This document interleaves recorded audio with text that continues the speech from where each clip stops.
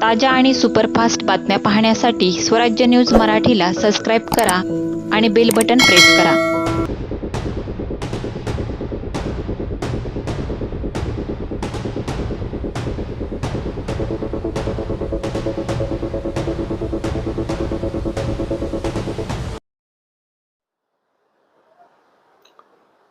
सोलापूर शहर आयुक्तालय हद्दीमधील मोटारसायकल चोरीचे गुन्ह्यांचा तपास करत असताना API खेडकर आणि त्यांच्या पथकातील पोलीस हवालदार विनोद राजपूत व पोलीस कॉन्स्टेबल इम्रान जमादार यांना मिळालेल्या गोपनीय माहितीवरून त्यांनी संशयित इसम नामे सत्यवान रामहरी भोसले वय 32 राहणार पडसाडी तालुका उत्तर सोलापूर यास ताब्यात घेऊन त्याच्याकडे कसून चौकशी केली असता त्याच्या ताब्यात जी मोटारसायकल मिळून आली होंडा युनिकॉर्न ती फौजातावडी पोलीस स्टेशन गुन्हा नोंद क्रमांक 479/2026 कलम 303(2) BNS या गुन्ह्यातली चोरीस गेलेली मोटारसायकल होती.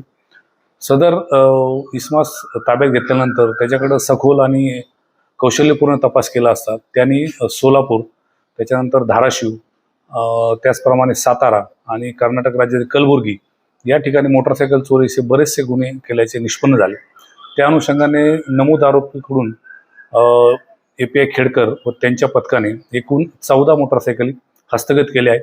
त्यामध्ये होंडा युनिकॉर्न या कंपनीच्या महागड्या अशा एकूण 9 मोटारसायकल, त्यानंतर होंडा शाईन अशा 4 आणि स्प्लेंडर 1 अशा एकूण 14 मोटारसायकली आपण त्याच्याकडनं हस्तगत केलेल्या आहेत.